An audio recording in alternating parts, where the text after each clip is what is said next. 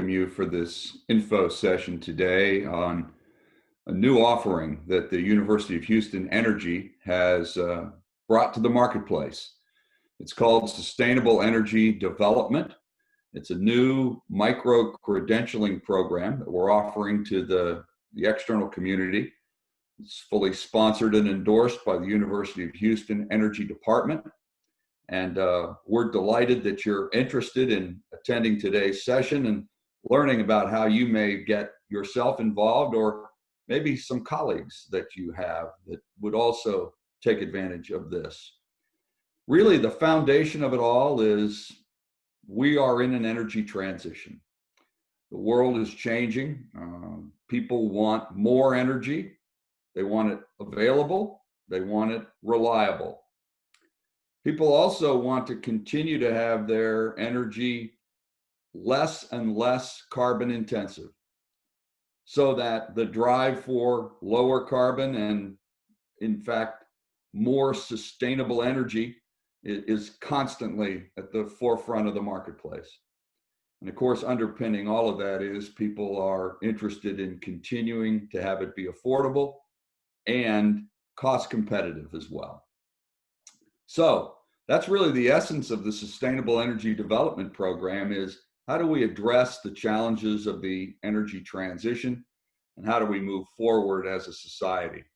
My name is Chuck McConnell. I'm the director for the Center for Carbon Management and Energy at the University of Houston. And we're behind this program as a big part of the UH Energy umbrella. I'd like to encourage you to go to our website to learn more about the program, the essence and the details of it. But in today's webcast, we would encourage you to use the chat function as we go along to ask any questions as you hear this short presentation.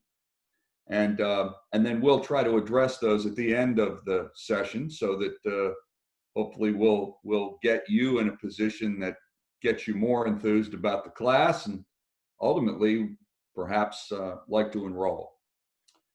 Also, thinking about it going forward, it is an online offering, and we will begin very shortly to roll this out, along with several other programs in the university's online extended education programs that we're endorsing. So I'd encourage you to go to the website to learn not only about this class, but some of the others that we're rolling out today as well. This particular Sustainable Energy Development Program is a micro-credentialed 3-belt program. Each belt has a badge, as you can see here. In the introductory program, we begin with energy transition and foundational understanding of the marketplace. We get into energy value chains, and then ultimately being able to take that understanding to a life cycle analysis and all the challenges associated with that. We then move from there into the intermediate badge and belt, and the advanced belt.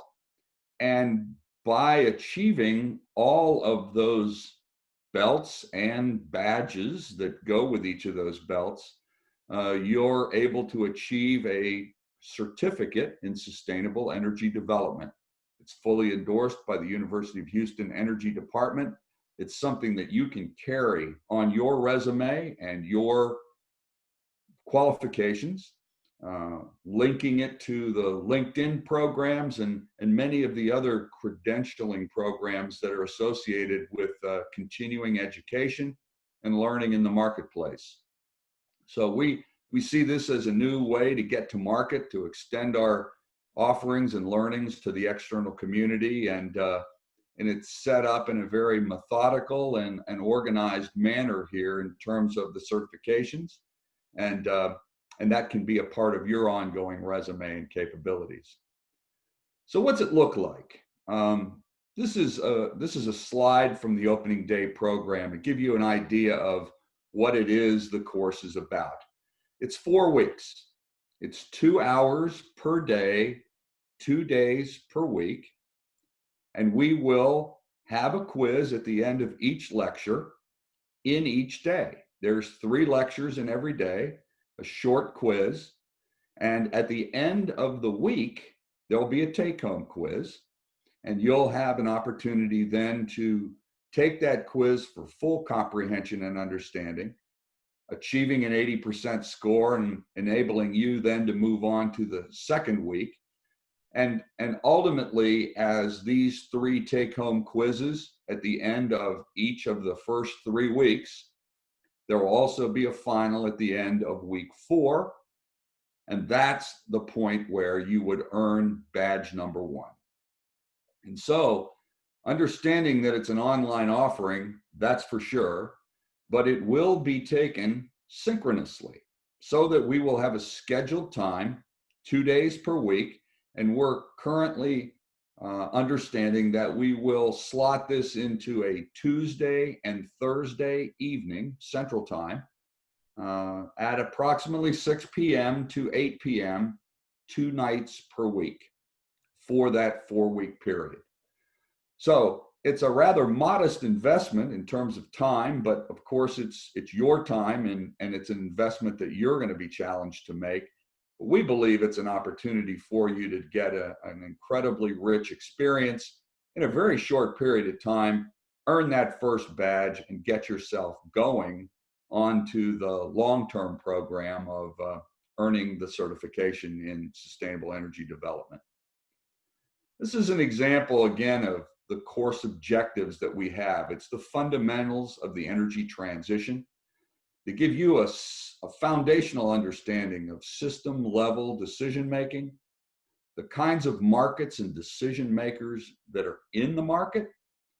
What is sustainability? You know, it's a term that a lot of people use. It's got a different definition by many people. But in our course, we'll give you a framework and a structure to think about sustainability in a way that would enable then for you to look at sustainable development in the context of the global climate change and the global energy transition that we spoke about. So it structures your understanding and knowledge of the marketplaces, the players that are in the marketplace and the decision makers, how those decisions get made, and then ultimately being able to apply that to decisions going forward that will be part of the sustainable energy development of the future. Very simple. If you're engaged in the program and you're listening and understanding through each of the lectures, each of the quizzes, and at the end of each week with the take-home quizzes, there'll be opportunities to question and participate. And we have the benefit of being able to access a number of subject matter expertise from the external marketplace. Many recognized senior level leaders in the Houston energy community. Many of them are part of the University of Houston's Energy Advisory Board. And these individuals will be providing some of their own personal experiences, their own companies' experiences that they're also a part of, and how those strategies are being advanced and moved forward in this energy transition situation. You'll be able to interact directly with those individuals as part of the lectures that they're providing, but also the questions and answers at the end of each of those lectures. And then ultimately, I think it's important for all of us to think about how this applies to you personally. Wherever you are in the job that you have, or the career that you're thinking about, or maybe even the career that you're contemplating. So it's an opportunity for you to take this framework and use it going forward from a personal learning standpoint, make yourself better prepared for the marketplace. Here's an example of day one. Just on the day one, first day, we set up key learnings and expectations, set up the understanding of what your takeaways will be. In this case, the enterprises that make decisions in the Energy Trilemma and the definition of what the Energy Trilemma is, the origins of energy and sustainability and the complexities that we face. And then we'll speak about the major energy markets on that day one to give you an understanding at a high level of what those value chains look like and what the energy companies are that are in those areas. And of course, we'll have an ongoing conversation about the impact of alternative and renewable fuels and feedstocks and how that's impacting the energy transition. It's incredibly important. And the challenges that go with that are not magical thinking, but they're actually a very methodical and organized way of moving the renewables and the energy transition technologies into the marketplace effectively. So let me show you a brief video here to give you an overview of what we're talking about, and then we'll be in a position to take questions.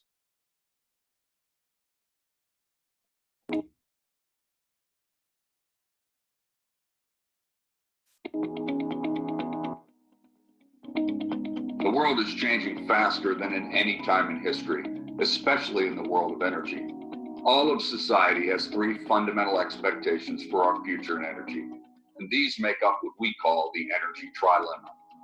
They are abundant and reliable supply of energy, environmentally responsible production and use, and affordable and cost-competitive choices. Advancing solutions that simultaneously satisfy this trilemma is the foundation and essence of what we call sustainable energy development. To meet this challenge, the University of Houston has developed the Sustainable Energy Development Credentialing Program. It's an interactive online program to equip you, the rising energy professional, with the skills, knowledge, and expertise to tackle the energy trilemma. Those of you in the existing workforce can upgrade your understanding of the energy transition and solutions. And those of you readying yourself for an energy career will gain an enhanced and competitive advantage and competence for your emerging role in the marketplace. The program will be offered in 15-hour modules each over a 4-week period. Digital badges are awarded for each module, and sets of 3 badges will earn you a belt. The introductory bronze belt is followed by an intermediate silver belt and finally an advanced gold belt. The badges and belts provide a permanent record endorsed by UH Energy and the university that can be made a part of your resume to credential your new skills. The bronze belt provides a framework for the energy trilemma and the key ingredients of sustainable development and decision making. This is designed to ask and answer the key questions in each of the energy markets: oil and gas, petrochemicals, and electric power, inclusive of renewables and storage. The framework is structured within a life cycle analysis and a techno-economic modeling discipline. The silver belt provides a deeper look at the sustainable assessments and options from the beginning to the end of the energy value chain, including production, distribution, conversion, use, and disposal.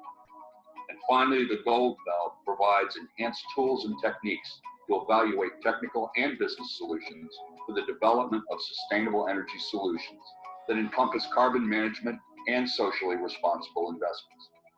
The credentialing program delivers a multidisciplinary understanding of challenges and solutions, and it's taught by world-class instructors, including leaders from industry and the marketplace, and accomplished faculty from the University of Houston, the Energy University in the energy capital of the world.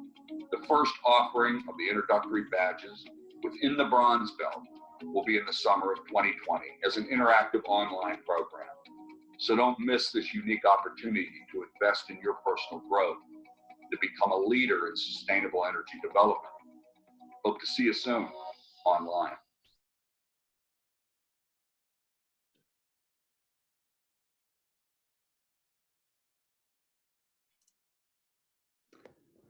So I hope that's addressed the overall structure of the class and what we're hoping to accomplish. We're certainly in a position now to take any questions that you might have, or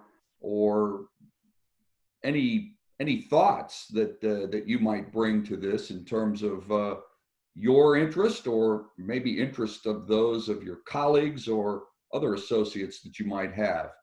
I'll also reinforce we're going to begin with our first class on July the 28th.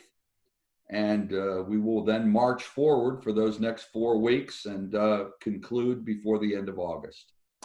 So with that, let me open the floor for questions from anyone. So Chuck, there are a few questions coming in. This is Alan Rossiter. I'm also with UH Energy, and I'm part of the team putting this program together. But Chuck, several questions coming in over the timeline for the training program. So for this first offering, could you just give us an overview of the full duration of the entire bronze belt for starters? And then there are some other questions following up on that. Well, yes, of course, this first badge will be beginning on the 28th of July and concluding at the end of August. We're endeavoring in the end of the third quarter and the beginning of the fourth quarter to also roll out badge number 2 and badge number 3. We don't have firm fixed dates just yet, but we're targeting September for badge 2 and also later in October, potentially November for badge number 3. But would hope that we're in a position to be able to offer the entire set of offerings from now until the end of the year to be able to accomplish that first bronze belt, Alan. Right, and yeah, and I think there are actual dates on the website that are a little more specific. So we're targeting to get the first 3 badges completed by the end of October. There are other questions about future offerings. So do you have perceptions on that? So specifically people asking about winter 2020 and spring of 2021. Any expectations for further offerings then?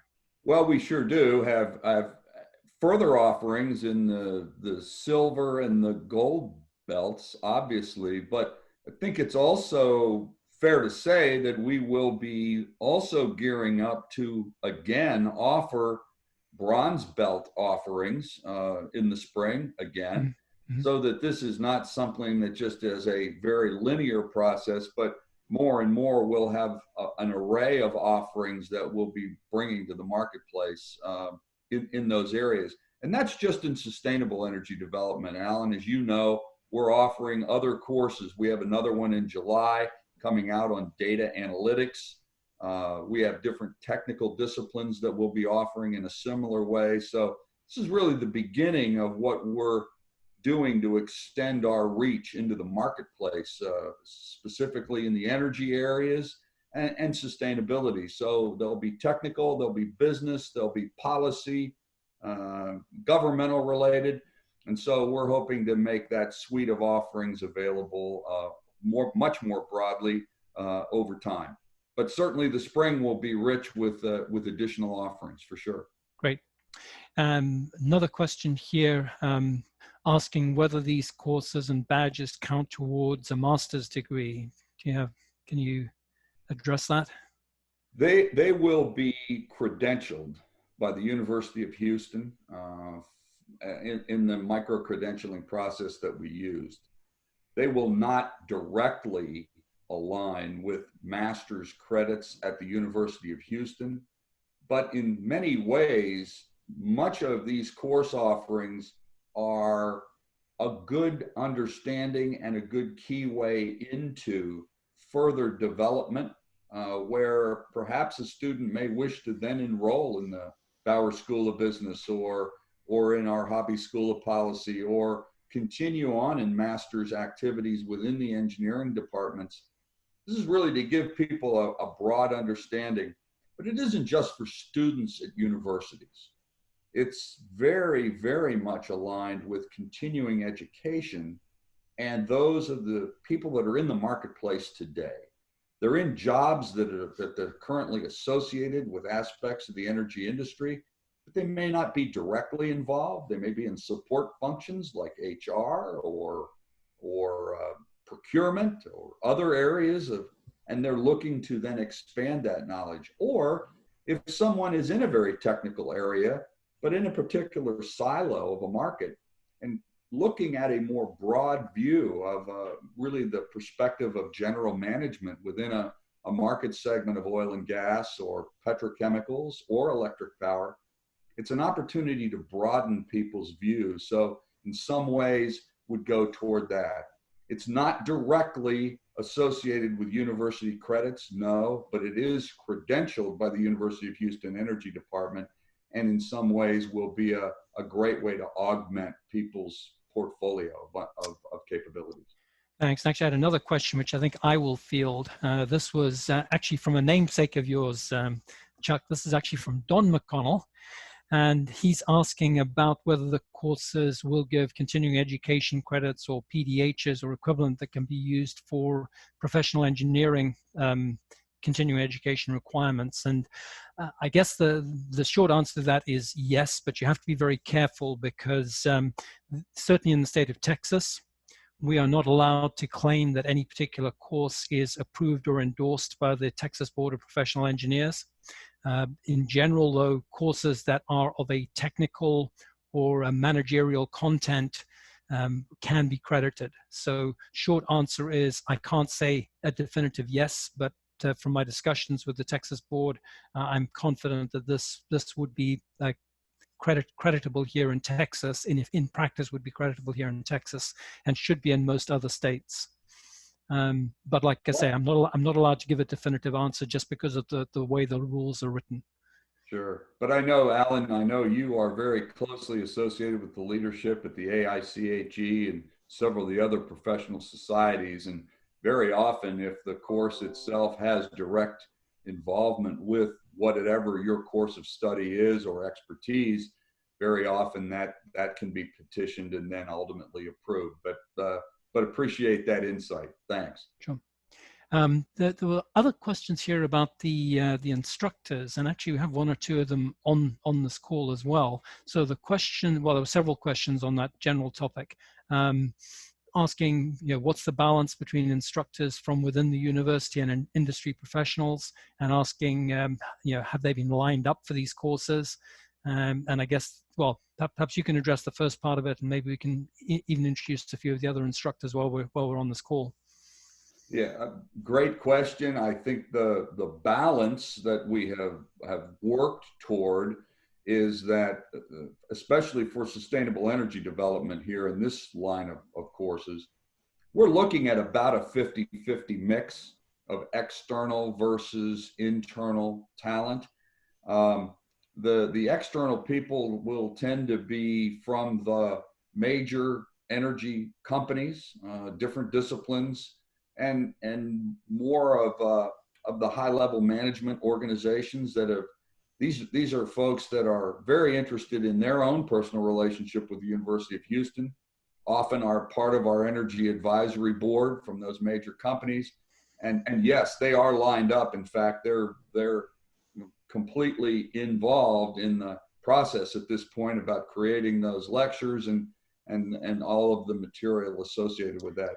From an internal standpoint, not only myself, but you as well, Dr. Rossiter, and also we have Dr. Arata on this call as well, I believe. And so some of the expertise internally, as well as our Chief Energy Officer, Dr. Ramanan Krishnamurti, who is really sort of the father of this idea and being able to move it into the marketplace this way. And this is really a brainchild of his to move this into the energy marketplace in the Houston community, and certainly well known and recognized in that regard.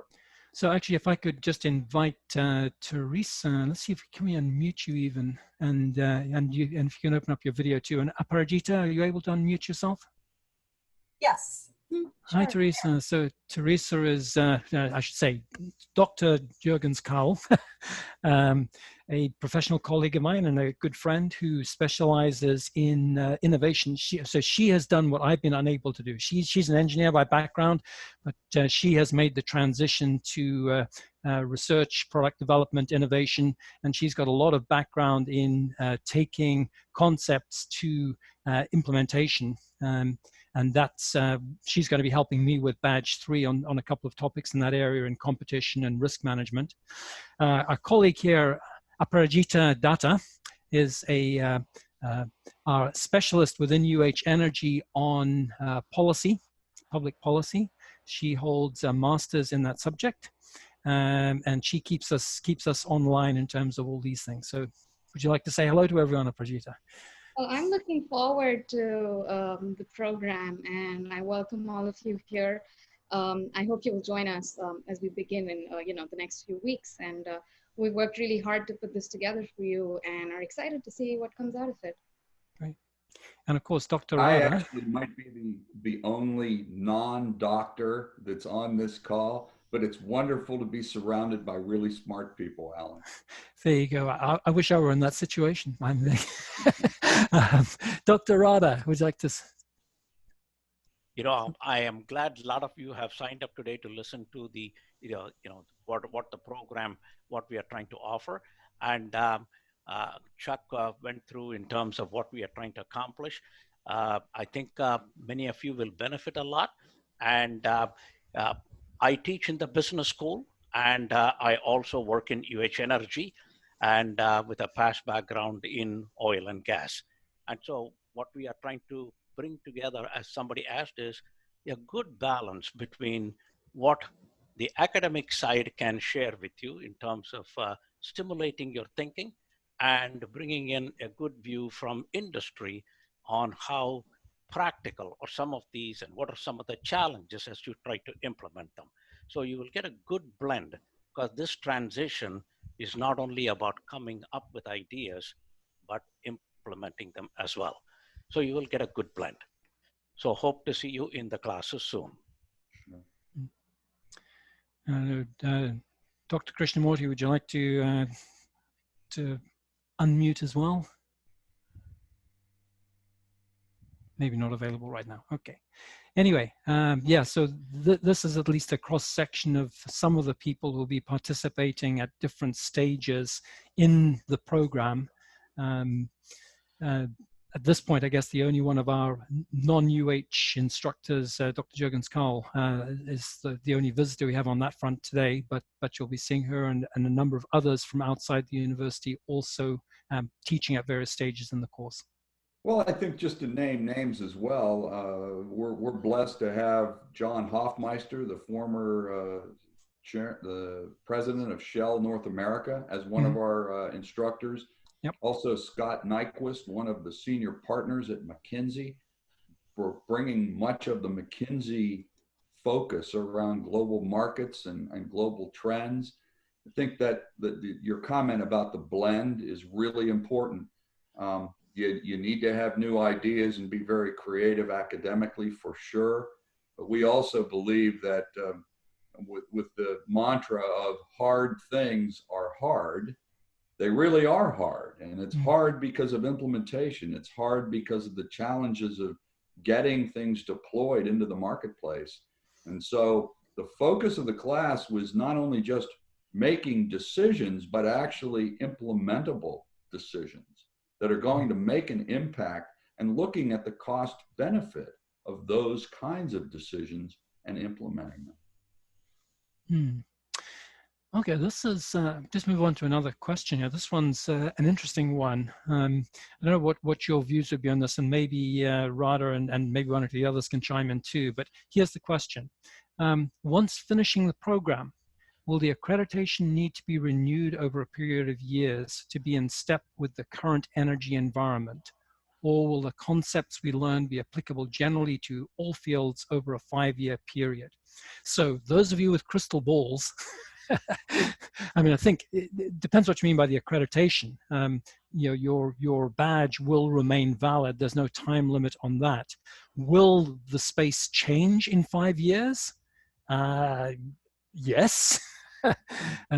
Will what you'll learn in this course be relevant? I think the answer would be yes as well. I think we're wanting not only to focus on specific technologies, but to develop a mindset also, how we evaluate these things.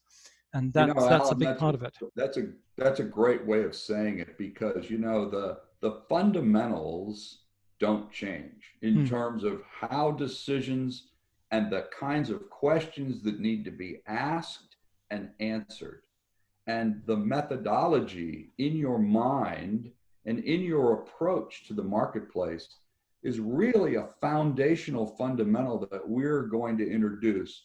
Value chains and technologies and marketplace conditions, of course, all of that's going to change. And I think the energy transition that we're speaking of today will look different 5 years from now and certainly 10 years from now. You're absolutely right. The notch in your belt and the credential will be there. But I think all of us now recognize, especially in this era, that ongoing continuing education is a must. Right. So what we're trying to do is offer something that is really from a rather modest barrier of entry to learn and continuously be able to learn over time. And so that's the challenge for us, to continue to keep material fresh, interesting, and we'll continue to endeavor to do that. But I think the foundational understanding that will come from this course as a base is going to serve you well for the next 10, 20, 50 years. Great. I can just to reinforce what my colleagues had been saying. Learning from any university, and most of you can reflect on your own experience. What you learn, there are some tools, techniques, some subject matter, things that you learn.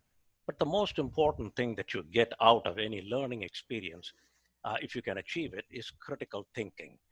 And hopefully in this program, what we are giving is, it's a complex challenge.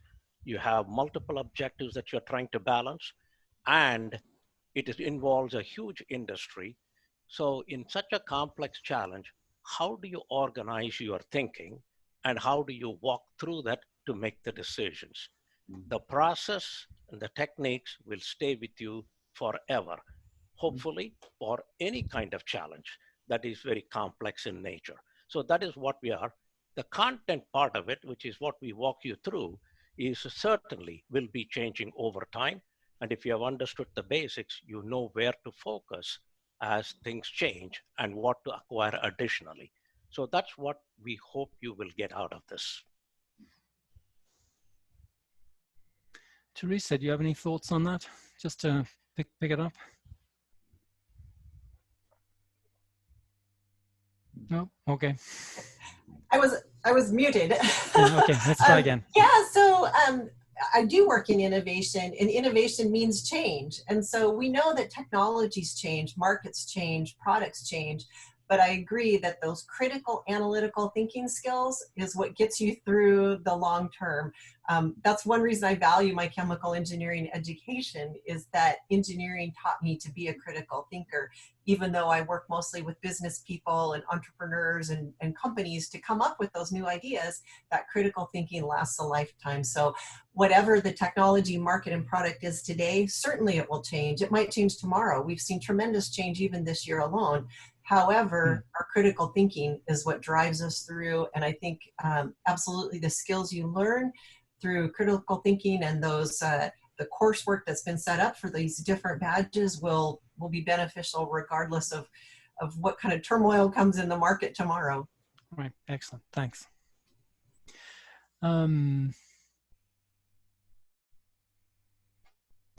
So a couple of other questions just to pick up. One is a logistical one, asking about the silver and gold badges, if they will also be offered as evening courses, and that's certainly our intention. I have to say that we do not have a specific timeline for that yet. And also just one other clarification, the advertised times for the courses for this current iteration in summer and running into the fall of 2020 are actually going to be Tuesdays and Thursdays, and the time slot that we've pegged for that is 7 to 9 p.m. So it's actually a little bit later than Chuck mentioned earlier. Okay. That's Thank you, Al. that's that's okay. I have to keep you in line, Chuck. I mean, you know that. So yeah, the intent is to make these available sort of evening time, because we know a lot of the people who will be wanting to participate will have other daytime commitments. And so that's the goal. I think another thought here for all of the learners that might be interested here is that some of the richness that we hope to bring to this will be the interaction of not only the faculty, the people that will be providing the lectures and the content, but the interactivity between those that are taking the course. Sure. Multiple disciplined students and learners from different parts of not just the industry, but in fact, we intend to be reaching external to the United States and getting international participants as well. And so the richness of that kind of interaction, students, it's part of the long-term networking value, certainly, but also in the perspectives that one gets. And I think we're going to drive that home in the class as well. It's easy to think about things through the lens of perhaps where one lives in the United States in a particular circumstance, as an example. But when you begin to think globally and have to act locally in those global situations, decisions don't end up being the same, not even close. Right. And I think that's back to that comment about critical thinking in terms of really understanding the externalities and how that impacts decisions that are going to get made. So I think the richness of this could also be coming from the other students that will be enrolling in the class. Right. I guess one more question, Alan, on it says, what if we have already gotten our minor in energy and sustainability? So may I take that question? Actually, I had a comment here that I can pass on that. Well, you by all means, I've got another comment that I got on that, but carry on. The University of Houston for undergraduate students offers a minor in energy and sustainability. Any student at the university can take that as a minor. So the question here was, if I have taken that, will there be a certain amount of overlap? Generally, in these kinds of topics, there is always a little overlap because you're talking about sustainability, you're talking about energy, all these concepts are introduced. What would be unique for people who are taking this is you hear all these terms, how do you string them together to make some real tough decisions, which the industry has to make? And that is what the course uniquely offers. So if you have taken courses in something on sustainability, some aspects of energy, or other ones, this provides a way to string them all together. And that will be the uniqueness you will get out of this course. Yeah, so I think in terms of content, probably anyone who's been through that energy and sustainability minor, you will probably see, as you say, a lot of overlap with the content, but perhaps the structure and perhaps some of the industrial applications would be a little bit of an extension as well. Okay, there was another question here, again, talking about different courses. As many of you know, we're offering this course in sustainable energy development, but there's also a different course that we're starting about the same time on energy data analytics, upstream energy data analytics. And Dr. Arata, you're probably best placed to answer this. But the question here is there any synergy or cross-application between these, or is it worth, do you get added benefits taking both classes, basically? The course on upstream energy data analytics, we all recognize that we hear the word data analytics being used quite heavily. Lots of companies believe that there is a lot of benefit to making better decisions that are data-based. And also data is more readily available. Ability to essentially analyze them is made easier with a lot more powerful computers. So the course essentially walks you through what are some techniques that you use in order to analyze data. How do you find patterns in data? How do you teach, what you have learned as a pattern to do things automatically, which is what we call as machine learning. And how can you take it even further to do predictive analysis? All that is done. You can do this pretty much in any industry, whether it is in advertising for the marketing industry or for upstream energy. Everywhere there is data, and how do we use data to make better decisions? The course essentially deals with not only teaching you some of these tools, but also walks you through a lot more about applications in upstream. When you drill for oil, the seismic data that you get, how do you use that? In terms of production data and in terms of drilling data, we use real examples. And these are also hands-on. So you learn a skill set. So that is the big difference between the two. The only thing that is sort of in common is the word energy, and there is a certain amount of overlap as we talk about upstream operations. But these are, quite different. One is essentially helping you develop a skill set so you can be more productive. The other is giving you a mindset and how to solve complex challenges. Great. I don't think I'm seeing any additional questions coming in now, and we're coming towards the end of our time anyway. Do any of you, Parajita, Chuck, Radha, any other closing comments or additional thoughts you wanted to share? Well, I would just encourage everybody as a follow-up here to come to our website, to be able to look at it more thoroughly. There are a number of other offerings and activities that are going on within UH Energy, symposiums, webinars, things of that nature, additional course and course offerings going forward. I'm certainly very interested in what is part of our entire carbon management effort and what's going on with our outreach and connectivity to the marketplace, et cetera. So coming to our website and staying current with the evolution of this program and any new things that we'll be bringing forward, I would say that's the best possible way to stay current with us. And of course, at the end of the day, we'd welcome any questions. Send us an email, give us a call. We'd be happy to interact with you. That's what this is all about. It's really getting to the marketplace in a different way, making ourselves more accessible, and perhaps through that more impactful. Thanks, Chuck. I do see one more question that came in, and I guess this will have to be our last one, and I will direct this to our Bauer College expert here, Dr. Arata. Question is this: how does this program correlate to the GEMI course, energy course, in terms of context and target audience? Are you able to address that? Yeah, the GEMI program is it's a full degree program, and whenever you go into a degree program, you get a much more comprehensive understanding and knowledge about a particular area. So the GEMI program in the business school gives you several aspects of energy, and it also teaches you many aspects of the business. So it is a knowledge based, and so you gain a lot of knowledge.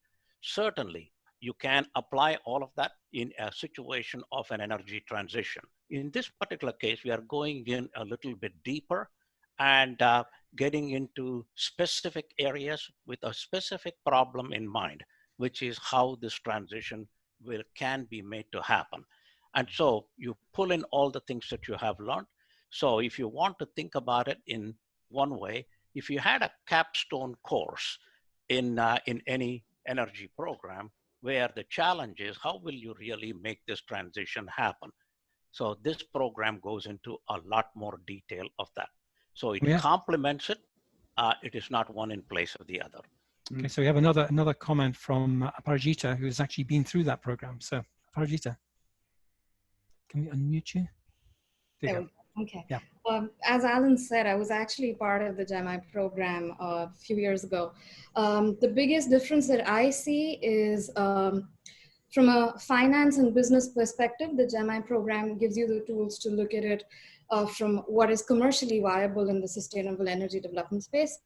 But what we're trying to do here is give you a holistic, as it was mentioned earlier, give you a holistic mindset in terms of dealing with the challenges as they evolve over the next few years. We'll be looking at what is technologically feasible, how are those solutions going to be commercially viable, and then of course, looking at what policies and regulations can help them not just come to the marketplace, but just in terms of global sustainable energy development. Another point here would be that when you're in a classroom with something as specific as the business school, then you're with like-minded people. But I feel like this classroom would be so diverse, not just in terms of instructors, but also your colleagues, that having that additional perspective would help you look at things across the life cycle and a lot, through the entire value chain. So that would definitely add to what you get out of the program. Excellent. Thanks, Parajita. Well said. Chuck, I guess over to you to wrap up. Yeah, I guess there's no need to shed more light where there's no darkness. So we'll go ahead and wrap up for today. Want to thank everyone for their interest, and would also have you, again, think about not only yourself, but perhaps others, colleagues of yours that you may be aware of that might have an interest as well, because we find more and more that the network of those that are up and coming, those that are in existing jobs and want to continue to grow, and those that are just interested in continuing education. It's a real array of opportunity, and we hope to see you soon. Okay? Thank you. All the best.